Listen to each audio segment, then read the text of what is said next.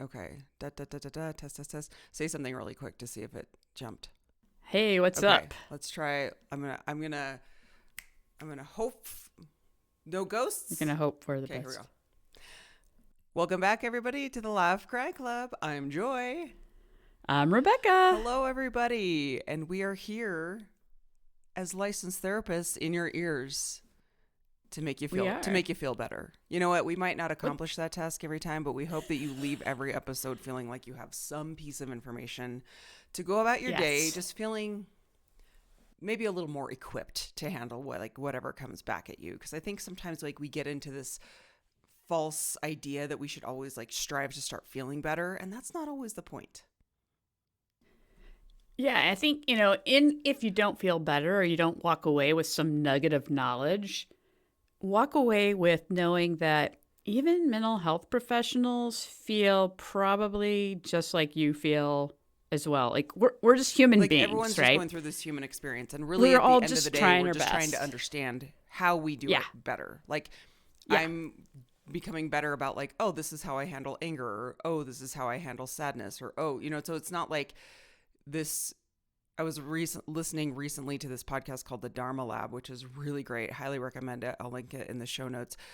That talks so much about neuroscience, and I am, ever since starting my mindfulness class, I'm so nerding out on neuroscience and how It's so fun. it's so fun and so cool because it's science, and it's you can't argue with this. This is actual data showing that this works. Anyway, so it's talking so much about how the resistance is what makes us unhappy. Meaning, if I'm feeling anxious, then I all of a sudden become frustrated that I'm anxious. And that resistance is what really is the problem. The anxiety is not the problem. The anxiety is there because we're having this, we've talked about millions of times before, where we are built for danger. We're wired to be ready for whatever's attacking us. That is actually a really good thing, but it's then our reaction to be why am I anxious? Blah. And then the resistance to these negative emotions is really what starts the snowball. So I'm digging into more of that. So anyway, my whole point of introing with that is that I think a lot of us, myself included, feel a pressure to feel good all the time. And if we can release that and instead look at it as I'm going to try to better understand emotions, I'm going to try to better understand moving about my day, I wonder if that would give us a little bit a little bit of an ease, not to make you feel better, but Yeah. No, I think that's great. And it's kind of along the lines of something I've been thinking about too. It's I want to feel better. we all do. It's like a drug, right? We all do. We all want it. We all want to feel better. It's that's why we drink caffeine. Oh my gosh, that's why we're do drugs or totally eat sweets because we're Yes. ooh, it lights up the brain of all the feel good stuff. And it's feel-goods. I get caught in this trap, and I'm going to start unpacking this with my personal trainer, who I'm going to have as my coach. That I'm getting caught in these traps of where it's if something, I don't know, you don't track a macro or the scale goes up. I hate the scale, but it's part of my life, okay? And You're talking about weighing if yourself scale, not a yeah. not And a if it food goes scale. up, Okay. you yeah, I have that too. But I'm talking about weighing, It's I went to the doctor's office to do some blood work. It's afternoon. Of course, you've eaten. All your clothes are on. Yeah, I've got the heaviest And shoes you're in the winter, and they're step on the scale, and I'm but my shoes weigh 10 pounds. No, I can't.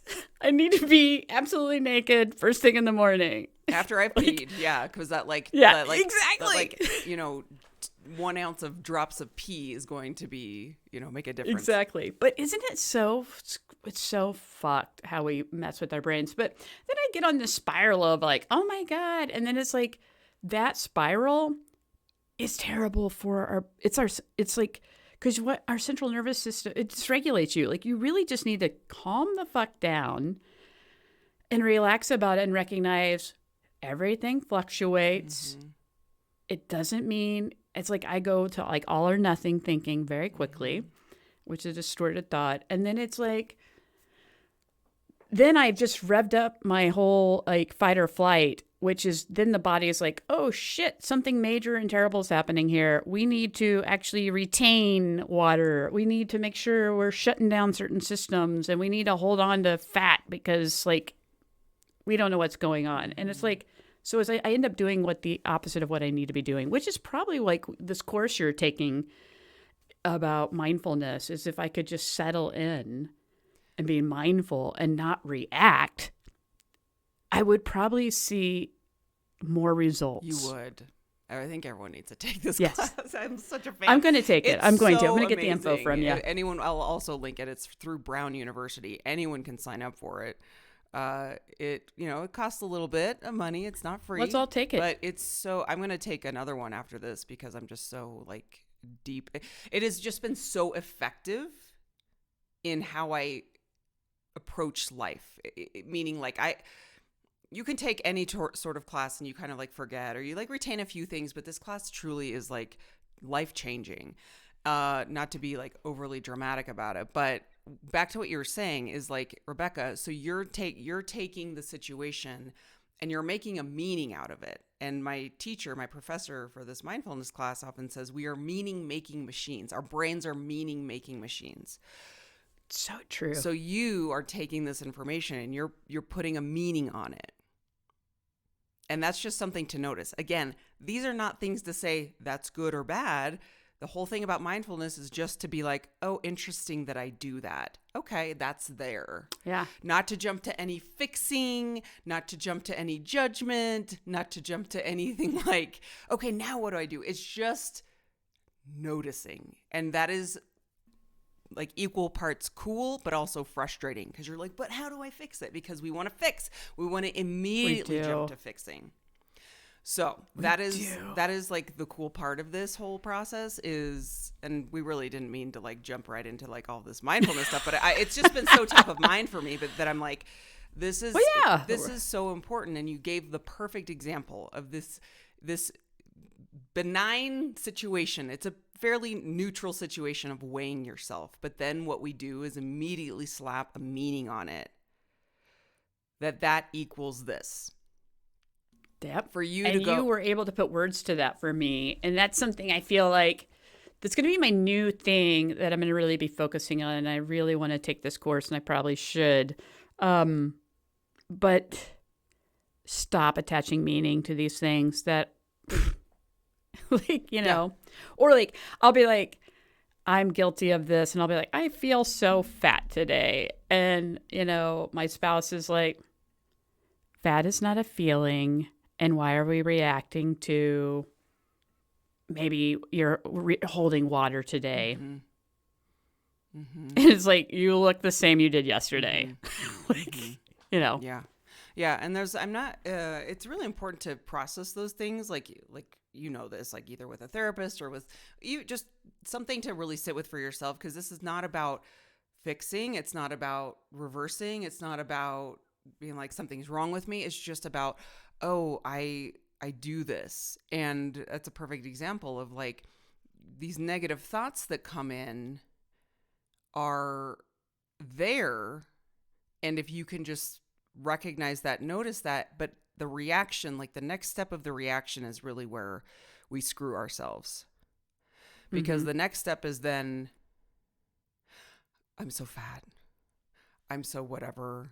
I need to run more or whatever it is. Like, and that's like those next steps is where we're like, okay, but let's just hold off for a second. And can we just like sit with this emotion and explore it and watch it and not attach ourselves to any outcome? And I'm really simplifying it here. There's so much more to this, but, and it is, I gotta be honest, it is not easy. I mean, for someone like, we talked a little bit about recently where, I never thought I'd be someone who was like, oh, I meditate or do mindfulness, because it really is not easy for a lot of us, like with those busy minds. But once you start doing it and you realize how helpful it really is, and you start to see the returns, like the positive returns, you're like, you start to crave it a little more. You're like, okay, it's challenging, but I can do this, and I'm going to try it again. And So I'll give you an example too of like something that came up this past weekend, because I had to do a whole day retreat. Like part of this class is doing an entire day of mindfulness with like 100 other people from around the world that are in these classes. So it was a Zoom call with 100 plus people, with about 4 professors who teach all of these mindfulness classes. And oh, by the way, before I forget, I was opening my phone and I was like, oh, and it was looking something up. There's an app that you can download that is through a lot of it's like not the exact professors, but a lot of the same like neuroscientists that influence this type of work. The app is called Healthy Minds. And this is kind of along the same research data around how to be more mindful. And they have really good, I haven't done the whole process yet because I just found out about it, but my professor was the one who recommended Healthy Minds and also the Dharma Lab. Cool. So that's kind of like what I'm digging into now. And it's like constant practice. But anyway, so we're in this all day retreat. It starts at 7 a.m. my time. And I really can't complain because the people from all over the world, there's some people taking this at like 11 p.m. at night where I'd be like passed out sleeping if they're asking me to be mindful. So throughout the day, we're literally doing 8 hours of mindfulness. And I was just like, oh my gosh. So we get throughout the day and we have like a couple breaks, but like really no formal breaks. It's not like they're like, okay, let's take a lunch break. We'll see you in an hour. Like when you take lunch, you bring your lunch to sit in front of the screen and you eat mindfully. And it's not like they're cool. It's not like they're watching you, but they're just like, we encourage you to sit and eat mindfully during your lunch break. And so you do that and you're really kind of held accountable to not check your email, not do anything on your phone, whatever. So we get throughout the retreat and then I have my next class on Tuesday. So this week, we have our normal Tuesday morning class and we're sitting in class, we're processing the retreat. And my professor's like, I want to talk a little bit about your experience and who had a good experience or who really struggled with it and said, nope, that's not for me. I'm never doing that again. And a lot of people spoke up and were like, that was really hard for me. I never want to do that again. That was just not my thing. And interesting. It was so freeing because the professor's very much like, respect whatever you need, because my brain, and I chimed in and I told her this, I said, thank you for saying that your experience is your experience. There is no right or wrong, because my brain, this is where my meaning maker came in. My brain went to, I had a hard time with it and I struggled with it. I'm going to do it again so I can be better at it. I knew that's what you're going to say because you're like, I'm going to level this up. I'm going to win the warm up. Yeah. Like I'm going to win it because you're like, yes.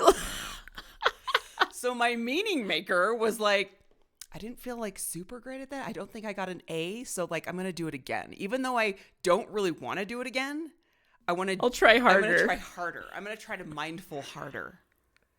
And oh my gosh, Joy, funny? I love this.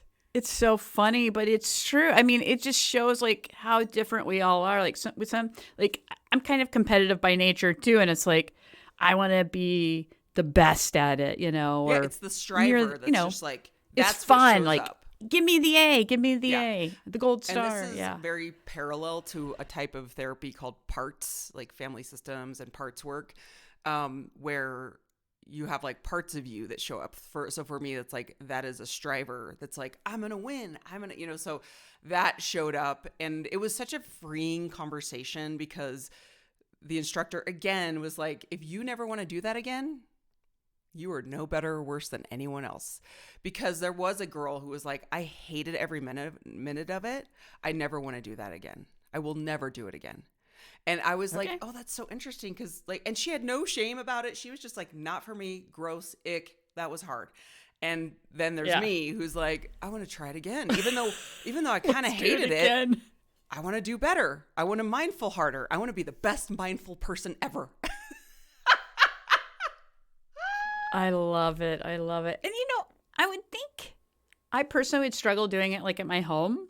Like almost would do better. I've done like a silent day retreat before, but I was out somewhere in nature at this they had these cool buildings that they like built out of mud, and there was no like corners. It was all smooth, and like, they recycled windows from old buildings and it was just really cool. And it was like, I can hang out here, but in my house, oh, that might be a challenge. Yeah, and I had to tell my partner, I had to tell Scott, and like, you're taking care of the dogs today. I cannot like, and there was like a couple moments where you can like break out and help if you need to, but I had to shut the door. I had to just be like, I don't exist today. Like, don't bother me. Don't talk to me. But it was hard, but that's also like, it was equally a cool challenge because let me tell you, I really wanted to like just because you have to have your camera on. They highly encourage you put your camera on for that same reason. It like encourages you. And I never in my life, like anytime, and I work for a company where we do a lot of mindfulness stuff, but almost every single time we do a meditation, everyone turns their camera off. And now it has taught me. They do. We don't want people looking at us, right? But if you're all meditating, nobody should be looking at you, right? Well, that's the other thing is I'm like, I bet you there's a lot of people here who just turn it off and like multitask while the mindfulness stuff is going on. So like that camera holds me accountable to not do that. And that's so I keep my camera on. Everyone had their camera on the whole time. So anyway, it's just, and we do a lot of mindful movement where you stand and you're almost like doing yoga in front of the camera and like just, so all of that to say is it is, if you're interested in it, there's plenty of ways to learn about this stuff for free too. You don't have to take this whole class that costs money. But in our profession, continuing education is something we always have to do anyway. So it's a great way to kind of knock that out. But it has definitely brought me to a place of understanding and how I interact with life in a way that I'm like, wow, this really could, I'm not trying to put like the stamp of like, this is the answer to everything, but it's just so helpful. It's so helpful at this time in our lives. Yeah. And, for me to come out of that, to be like, I'm so proud that I did that. I never thought I could do it. I never thought I'd consider myself a mindful person, but also the judgment around what a mindful person looks like. Cause I'm like, I still have a scattered brain. I still have moments where I'm like, this is really hard for me, but it doesn't have to be. I always envision it of like the person who's like always chill and always like so mindful of everything and always like so grounded. I'm like, that's not what that's. And they talk just like that. Yep. So anyway. Yeah, it's because that's like us putting meaning on things again, right? And our judgments. It's the meaning maker. Yeah. So I love that, the meaning maker. We are meaning making machines. Well, I feel so inspired by you, Joy, and I love that you are taking this class and sharing it with us because I think it's really helpful, and these just reminds us to be kind to ourselves and our mind, and it's like it's so hard, and hearing you talk about that, it's not easy, but that you were able to do it, that gives me some hope and inspiration that I could probably do it too, even though I feel very scattered. Absolutely can, because the beauty of it is that no matter what happens, like the act of doing a mindfulness practice and your brain wandering off is exactly what we're supposed to be doing. Our brains are going to wander. That is what our brains do. I don't know one person, unless you live this 24/7 in like a monastery, you will wander. And you will come back and you will wander and you will come back. You know what I mean? So it's like that normalization of how the brain works is really what has sunk my teeth into this. Cause I think what I've said before is doing any type of meditation. I was like, you just feel like you're doing it wrong. And so understanding the step before that to be like, no, this is what your brain's going to do. So having that understanding makes it, I don't want to say easier, but just makes it a little bit more like, oh, I get it now. Okay, I get it. So people like us who want to quote unquote do it right, you're like, oh, I am doing this thing. So anyway, so always open to talking more about this as I continue to learn more. But pivoting to our conversation today, we thought there's so much going on in the world and there's so much, I think, disappointment around every corner, but we thought we would talk a little bit today about, why disappointment hurts so much, and especially when people disappoint you and how to handle it without like really letting it take you down and how we process that emotion. Yeah, I feel like this is, I'm so happy. I'm kind of excited to talk about this topic because, like you were saying, disappointment seems to be everywhere. But I've just been, people have just continuously been disappointing me. And then part of me is like, I need to check my expectations. Maybe I'm expecting too much. I'm just expecting like common decency. And especially, I think when you have friendships with people or people close to your life, like it's okay to have a certain expectation. It's like, so, Joy and I here, I consider Joy a friend. I don't feel like I have high expectations of Joy. I think when you're friends, you like have this idea, like if there's like give and a take, just like in a partnership that you're a romantic partnership of like, Joy might go through a hard time and I might be like reaching out to Joy more, like checking in. Hey, are you okay? Because you matter to me. And then knowing like when you're going through it, you're probably not going to be reaching out to me that much. And that's okay. Like I understand that. But I feel like, so I have to correct my thoughts and, you should lower your expectations. But it's like, no, I think it's okay to have certain expectations of people because I think people want to be treated like they treat other people for most of the time, right? It's almost like this contract of walking into a friendship to think we're always attracted to people for whatever reason. Of like you and I click for millions of reasons, but like when you meet someone, you're like, wow, I really connect with this person. So you enter into this kind of like unspoken contract that in your mind you've made up that this person is a good person to know. And you want this person in your circle. Now, we all have, I think, different expectations, or at least like there's plenty of people out there that I hate this phrase, but it's used a lot as like, I have a bad picker. Like you either pick bad friendships that like don't treat you well or like relationships that don't treat you well. And I think that just more has to do with like what expectations you have for yourself of like how you treat yourself and how you think you should be treated. And so that's different for everybody, right? But like overall, I think everyone can like show up into a relationship and be like, okay, I think I have a good idea of who Rebecca is, for example. And so far, it's like the marble thing with Brene Brown. Like every time you have like an action of a friend and like relatively speaking, you and I, gosh, we've been friends for like 5 years, but it feels like forever. But I'm like, that's actually fair. I feel like we were on a sports team together sometime like in college. Like we were oh my gosh, what's the word? I can't even think of the word. We were like teammates. That's the word I'm looking for. Teammates. Ugh, yep. Brain went offline.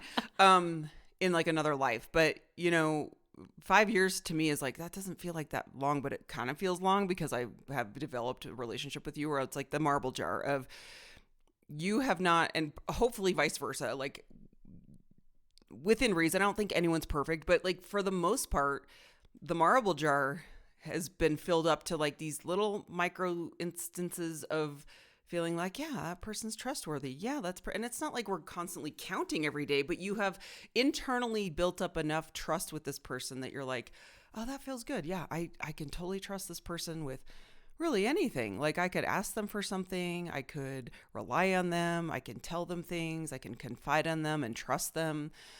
So I think like we enter into these unspoken contracts with people. And so then it's like, what happens when all of a sudden the rug is pulled out from underneath you? Because that's happened plenty of times in my life. Now, I'm not saying it's like, every single person I meet, but it's enough to where you're like, wow, that like really hurt. And yeah, go ahead. Or like, I think the marble jar, like the marble jar cracks. Yeah. So the marbles start spilling out and you're like, I think you're kind of left with WTF is happening here. Like, I think it sends your brain is like trying to process. It's just, what is happening? Because that you're right. There was a contract. There was marbles of trust through the years. And now they're spilling out and you don't know what to do with it. And it's so confusing. Yeah. So, can I use I'll use two really quick examples. One was, and this is so funny because let's talk about like the expectations we have. In my life, my expectation has always been like, I'm friends with this person and we're going to be good. And like, no one really, who really betrays you? Like, I pick good people in my life. You know what I mean? Like that was like the naive part of me, that you bring people in and you never really let them go, because for the most part in my life, I had like pretty great friendships, but I also was very much a people pleaser, because I had like, if I kind of whittle it down to me feeling like, this has so much to do with being like a Catholic in a Mormon town, where you're feeling like the odd one out. So you felt like you had to morph into someone that you maybe weren't, because you just wanted friends. So that was there. But so once I was in, I was like, oh, I'm not letting these people go. So, you know, throughout my life, you know, I had people who, I would say truly betrayed me, where, for one example, I had a friend in my 20s who just all of a sudden decided that something I did, which was like so silly.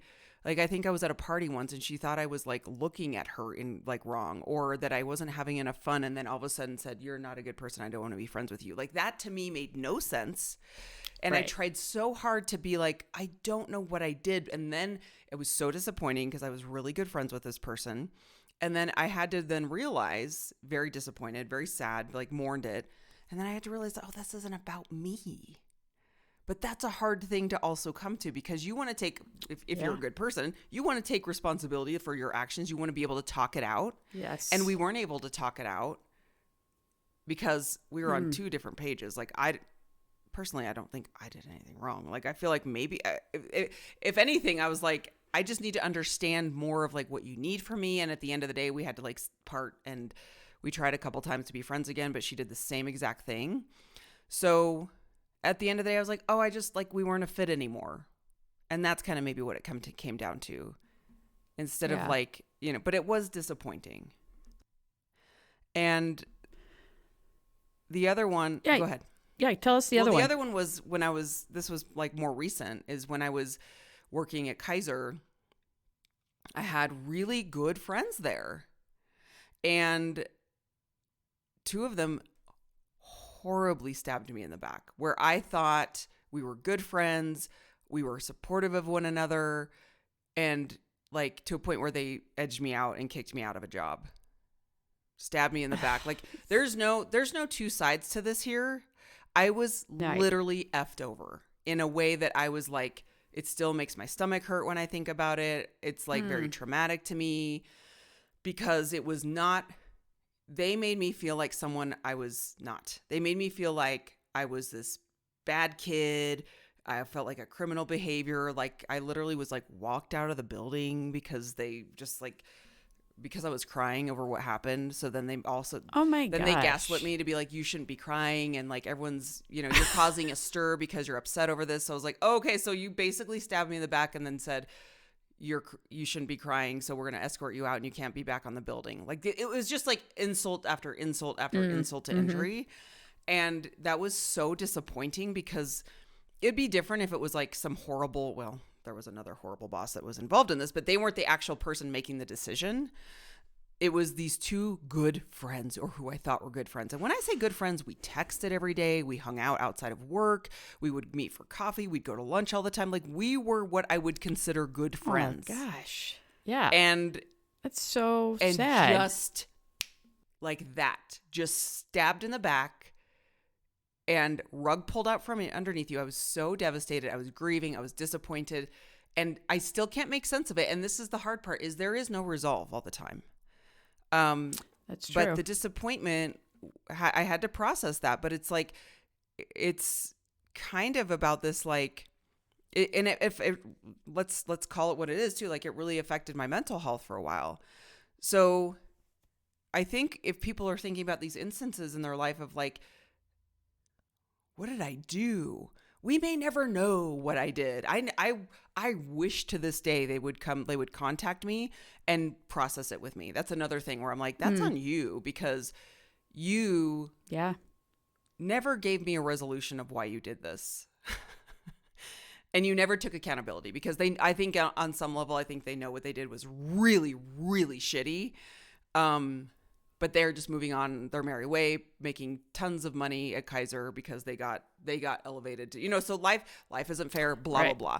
But it looks like they're having a great time, but I do believe in karma. I do too. I do too. It's coming, it will come around, or it may have already been weaseling out too, for sure. But I think you mentioned, when you're talking about gaslighting, that's a portion of, when we have relationships with people, and then we have this disappointment that oftentimes there is somebody then that starts gaslighting us, like in order to be like, let me smooth this over for you and make you feel better about this separation or end of a friendship. And it's like, that adds to this confusion too, because your brain is just like trying to make sense of it. I think of it almost as like you're a pilot in a plane that you don't really know how to fly, and all of a sudden the whole board is lit up, bells and things are going off, and you're like, holy shit, we're getting ready to crash. How do we fix this? Like, that's how I relate to what it feels like in these situations where you've built this trust up with people and then they just let you down, and then they start gaslighting you. It's like, and so terrible. It's so terrible. And it's also so confusing, because then it makes us question, it makes us feel crazy, because I'm like, okay, up to this point, I thought you were a cool person. I thought you were awesome. Like, I would consider you one of my good friends. And then you feel kind of nutty because you're like, was I just like, what did I miss? Yes. So yeah. And then sometimes you can't check in because your immediate is like, I want to talk to somebody, but like, am I crazy? Yeah. Like, because I need somebody to tell me. Exactly. And you know what? This is a horrible thing to say, but it is kind of true. It's like, I also have to tell myself, crazy people make you feel crazy. I like that. That is true. So remember that, people. Crazy people make you feel crazy. And I'm not trying to. That's your takeaway from today. That's your one takeaway. But it's. I think what it comes down to, and again, every situation is so different. But for those examples I just talked about, is like, all of a sudden things were like moving along, and then when the rug is pulled out, you're like questioning your own decision. You're questioning your reality. You're questioning like, how did I not notice this? Where could I have prevented this from happening? And the fact is, we can't predict this stuff. And we do the best we can with these relationships to be checking in, to, have honest conversations. But at the end of the day, we cannot control other people's behaviors, and we will never know what's inside the minds of other people. So like, if you're looking at family members, if you're looking at, even just the State of the Union right now, like, I even watched the actual State of the Union, and it was like, we're just being manipulated left and right here. We're going to talk about that on a future episode as far as social manipulation. But, in terms of other people, we just can't control it. We may not understand it, and we may not have any resolution. And at the end of the day, if we can look at ourselves and be like, I did the best I could, or maybe I could have done this differently, but it is not something we can always control or prevent. And I think that's the hard part, is like, we want to kind of go back in time and be like, well, how could I have prevented this? Where could I have noticed this sooner? Whether with like a romantic relationship, if someone all of a sudden breaks up with you, or like cheats on you, or whatever, it's like, that goes back to us trying to keep ourselves safe, right? Like the whole fight or flight, like, because it becomes a threat to us, and it's like, I need to understand this threat so it doesn't happen again, because we're all trying to not feel pain. But it's, these situations, when these things happen, really end up affecting our mental health, and it leads to like rumination, a lot of self-doubt. You like that whole like, am I crazy? Yeah. Like, you start to doubt yourself. Am I stupid for trusting this person? Right. And then we can go into like emotional withdrawal.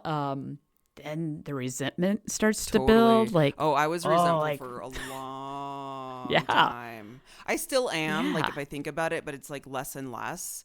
But man, I was pissed. Like, and the overgeneralizing is another thing where, like, I think people do that a lot, is like, oh, people always let me down. Like, that's something we need to be careful of, because it is, sure, it's something to develop a self-awareness, to be like, maybe I do ignore warning signs. Maybe I do ignore red flags. But it's also fine to learn lessons. And like, for example, the girl I was talking about, like in my 20s, who just was all of a sudden decided that I wasn't a good friend for who knows why. Like 10 years later, I tried again with her. I tried to like spark up another friendship with her. I was like, I really miss her. She was really fun. We had so much in common. Like, Yeah. and so I tried again. And then she just did the same thing again. And I was like, It's interesting you tried. I tried. It wasn't her trying. Nope. Isn't that interesting? So there was something still about there. It doesn't surprise me though, because I know you. Mm-hmm. But there was something about that relationship that you were really missing. Yep. And it was like, I miss this, but also probably part of your brain was like, I want to understand what happened. Like, Kind of, and it's like, maybe I can understand maybe, like, it and we're we can older come to a now. conclusion. Yeah, like maybe we're older now and maybe we can just put that behind us. But I could go back and try to understand why. But I mean, really at the end of the day, it really was very simple. Of like, I just missed her. I really liked her. And I had a couple friends warn me. They were like, I'm just letting you know, like, be careful with her. And that's what's hard too, is like when you really miss that person, right? When the marble jar is cracked, all the trust and all the trust and currency that's been built up is spilled out everywhere. And then you're like, I really miss how beautiful that jar was and all the colors. And it was so fun. And I want that back. Yeah. And it's kind of like what people do in romantic relationships, where when it's over, then they romanticize the fun times. And we ignore the red flags. And that's okay. Look, no one's perfect. We're not looking to preserve ourselves to have this never happen again. We're just talking about this in a way of like when it happens, because it will, because people will disappoint you. We are human beings. We are flawed. We will get into relationships that will really break our hearts. And how can we deal with this in a way that's like, okay, for me, for that relationship, I went back to it thinking like, okay, maybe it's different. We're more mature now. And it wasn't. And I was like, okay, lesson learned. Don't do that again. And to quote, is it Maya Angelou? That's like, when people show you who they are, believe them. Believe them the first time. And I think so there's been relationships along the way in my life where the red flags go up, and I rarely am I wrong. Rarely are my red flags wrong. Do I ignore them sometimes? Oh, yeah. Yes. Yeah. Isn't it interesting, too, though, like when we have these relationships where people disappoint us and then it just kind of falls apart and we're no longer friends or in a relationship with the people, that we start to think about the red flags start to come up for us. And we're like, oh, there was this, and this. And it's like, because you're trying to understand like what the demise of this relationship, like what tore it down when it felt so good and wonderful. And in some ways, then I think it's so I think of a red flag as sometimes us trying to figure it out of like what we don't want to do. And so we often talk about red flags as like in a healthy way, like look for them. But sometimes I also feel like we put the meaning maker again, Joy. We put meaning, and so we're like, that's a red flag. I need to look for in the future. Or we identify a red flag based on patterns from the past. We're like, oh, this person has these same things that I totally didn't notice. And so it helps us make sense of the relationship. I don't know that if I was doing the relationship again that I would have noticed them. I probably would still have the relationship or friendship with the person. But it's so interesting. Like after the fact, we're like, oh, there were so many red flags, and like I missed them. You missed them, yeah. And it's like hindsight really is 20/20. We can always go back and do that, and we shouldn't beat ourselves up for it. But it's information to kind of put in our back pocket for the future of like, okay, so when red flags come up, I will recognize that. I will take note of that. And I really, again, with that relationship specifically, I was just really hoping that it would change. I was like really hoping that it would be different this time, and that maybe that was just like us being young and stupid. So, I mean, I also want to bring up a point about families, where I think we could go on a different tangent around how this comes up in family relationships, because, for myself, I've seen a lot and I think it's so different, like when you're a kid and you're just innocent and you like trust all the adults in your life. But then as you get older, you see some dynamics that you're like, wow, I never realized that was like that. And that's really disappointing. Mm-hmm. And that's really hard Yeah. to process as I get older, because I'm seeing things and understanding things differently, and, you know, where people either showed up or didn't show up, or like where they are now and how they're handling things now. And I think it's just so much harder as a, like when you have like those blood ties, or that you have like those family relationship ties, no matter what you call family, if you have like those family ties. But, you know, I think about people who maybe have like a difficult relationship with maybe a parent or a guardian, where you're like, Yeah. you know, how do you move through that? Like I have a couple acquaintances that I know that are just like, they still want to have a relationship with them, because they're like, but at the end of the day, I can't like totally cut it off, but the relationship isn't great and it is like constantly hurting them. So like these disappointments can, sometimes we have to, not to quote the mindfulness stuff again, but you kind of have like to dance with it in a way that's like, all right, how am I not going to get completely clobbered and like my toes stepped on every time I try to like interact with this, that's a little bit protective, but also it's still there, because cutting off the relationship completely would be worse than dealing with a little bit of disappointment.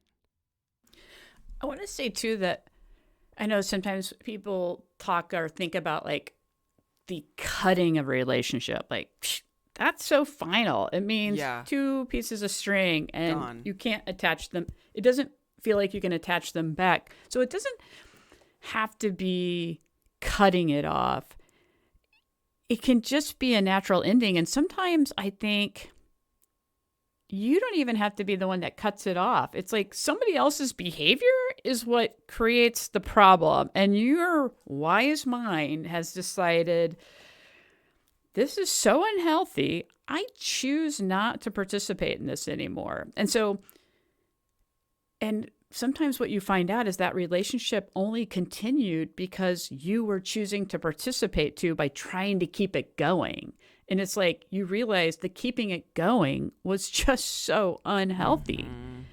And so it's like, you know, I can use myself as example. I've had a falling out with my mother, and I have not spoken to her since Thanksgiving, and I'm really okay. It wasn't necessarily my choice, but it was a behavior. It was like a culmination of behaviors, and then it happened, and the world was just a really hard time anyway at this moment. And I'm like, whoa, I don't have any more space to handle this. Like, what's going on over there? And so I feel like the choice was made for me in a way, but I accepted it. Yeah. It's like, okay, this is, I don't feel like it was cut. I feel like I feel very at peace. Like it's kind of like that's energy is there. I'm protecting my own peace. Mm-hmm. And that's what's helped get me through it instead of looking at like scissors. Yeah, but that's also really hard because, you know, you made that choice to protect you and to protect your energy. And I think sometimes it's hard for us not to take it personal, to be like, how could you do this to me? Does that mean you don't love me? And that like whole rejection, like all of that starts to come up too. And also realizing that as much as we want to so bad, we cannot change anyone. You can't make anyone do something. You cannot change their behavior. You can't tell, you know, no, it reminds me of this book I read ages ago that talked about like getting into a romantic relationship with someone, like more specifically someone that you might marry if you choose to get married, right? Like they said it shouldn't be till death do us part. It should be, I like you pretty good. Let's see how this goes. I love that. This whole death to us part, like one person cannot be your whole thing forever, right? Yeah, and it's like, and I love that because it really is this like ease of to think that you have control over or prediction that like you're going to be the same person forever and ever. Sure, sometimes that happens, but it's like you either grow together or you grow apart. And to think that you have that prediction, that crystal ball the day you get married, like, look, I'm not trying to freak people out, but it's just real. Like, you don't know where you're going to be in 40 years, or like, God willing, you like, if you want to stay together, great. But I just don't think we should be putting all that pressure. So it's kind of the same thing with like any relationship you go into, is like, we like you pretty good. Let's see how this goes. Because the expectation, kind of circling this back to the beginning, is like the expectation that we go into of this unspoken contract. Why don't we go ahead and look at that first? What expectation are we going into this contract with? Are you looking at this to be like, this person better never hurt me? I'm just, it's kind of like, all right, let's reverse it. Let's flip it and reverse it. Yeah. Because I love that. I don't think that maybe we always go in with the expectation like this person's not going to hurt me. I think it's like when we have these friendships, it's that, and it's so good and it feels so connected, like a puzzle piece almost. And when you are disappointed by a behavior, or you get totally dropped off from a friendship, essentially, and gaslit about it, I think it just leads you to just questioning everything. And that you, in some ways, I don't think the expectations were maybe too high, because you're just expecting this person to be what you consider to be a friend, which I think most people would be able to identify like key things they want in friendships, right? But people just sometimes can't fulfill the social contract that's unwritten, and they let you down, they disappoint you, and then they gaslight you, and that it happens. And it's not because you're a bad person. I don't even want to say it's because the other person's a bad person. It's just something disconnected, and there was no honesty. Because if people are really honest and transparent, there's always a way to have a conversation about something and to say that this is what I'm thinking about. I want to throw it by you. This is how I'm feeling. Can we talk it through? Because our friendship matters. And I just want to have the conversation. I think that's being honest with people. And that means like you could probably repair or continue to work on the friendship and continue to go forward then. Yeah. It's the gaslighting, because I feel like that leads to dishonesty. It's like people aren't being honest in how they end friendships sometimes. Like your friend that you're talking about, like, we don't really know why. I don't know if she said because you weren't having a good time at a party or something. But then the second time, which is lame. It was so. Trust me. That's about her, because she couldn't handle it. She couldn't. And I think, honestly, she was jealous of me. I'm just saying. Because I was just having a good time. I would be. You're like, I was having a great time. You were not having enough fun. I was not having enough fun, which I was literally. Anyway, I could go back. It's just so funny because I have the vivid picture in my head of where I was, what she was referring to. Like, because I kept going back to that picture of like, how was I not having a good time? It was like at her bridal shower. Yeah. So she was just like, I don't know why she was mad. She was just mad. She just like, I maybe provoked things in her that like I had nothing to do with, right? You're very provoking. Very provoking. But it is just interesting circling it back that it's not always about us. It's nice to have a self-reflection, and it's not preventable all the time, but open, honest communication and really paying attention to the red flags. We're not here to wrap this up with a bow, because life is disappointing and we will continue to be disappointed.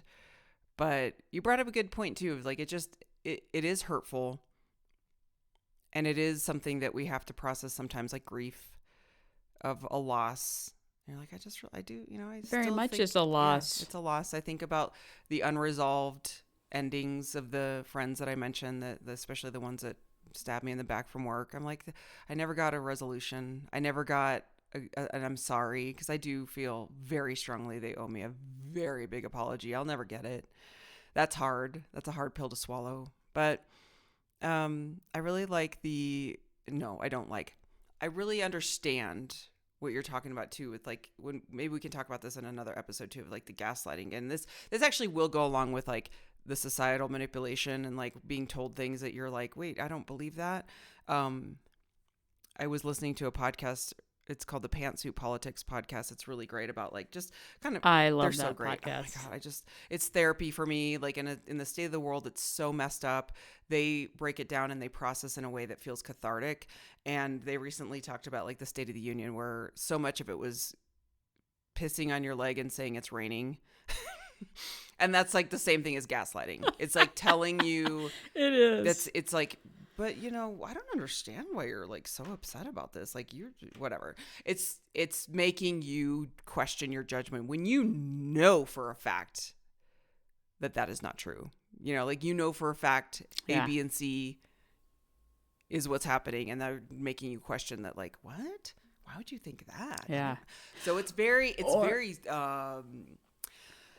especially if you're vulnerable, especially if you're in a space of like really being in love with this person, like it's super dangerous. So Yeah. we'll talk about that in the future episode. Yeah. I would just add real quick too, like there's can also be toxic positivity, where it's the opposite of the gaslighting, where it's like, you're going to be so good without me. Yeah. I am doing you a favor. I'm doing you a favor. This, you don't need me. I'm holding you back. Yeah. You're going to be amazing without me. And then I'm like, what? That's like pissing on your leg telling you it's going to rain too. So it's like, there's that portion of it as well. Yeah. But I think kind of the big takeaways here is that it's important to, when you're in these moments, to protect your mental health, and to do that by separating the facts from whatever story is being told, or that the story you're creating, that they're creating, adjusting your expectations, but not your worth. I think sometimes maybe our expectations are really high, like we think this person's never going to hurt us, but the reality is people are people. We don't ever enter into a relationship with somebody thinking they're never going to hurt me. It's like, I don't go around thinking Joy's never going to hurt me. I hope that she doesn't. But, I may, someday later on, I could feel hurt by something. And I would hope that I would come to you and say, hey, that kind of hurt my feelings or whatever. And we'd have a conversation about it. I also feel like I have a pretty good read on you. I mean, maybe later I'll be doing a podcast and being like, Joy totally fucked me over. But I feel like I feel pretty solid on my read on you, that, honestly, I feel like we're pretty similar. Like, we're pretty chill. We don't get riled up about a lot of things. Certain things, yes. If you injure an animal, or if you're doing some crazy political bullshit, or we're gonna get riled up. Any of the isms, yeah, it's gonna get us riled up. But I think we're probably pretty chill. Here's my accent coming out. I sometimes get this southern accent. It's so weird, but. You're but right, though. It's just, like, it's, yeah, I totally agree. And when you were saying like, if you ever hurt me, I'd be like, I don't think I could ever hurt Rebecca. I know, I can see your eyes. And I was like, I wanted to eye roll too. Like, if you ever hurt me. Because it's kind of like my best friend Jane. Right, totally. Yeah. It's like my best friend Jane. We have been friends for Jesus, I don't even know how long now. I think in the late 90s, we were friends. And we have been solid nonstop. And we just hang out, and we have similar beliefs and things. And we're chill. We're relaxed. Not a lot. We're both people pleasers. I know you're a people pleaser too. I think sometimes when you get people pleasers and you just kind of, I don't know, you can just roll with it. Roll like with not so much easier. And you're just kind and friendly and yeah. But I think, just protect yourself. Don't let one person determine how you feel about humanity.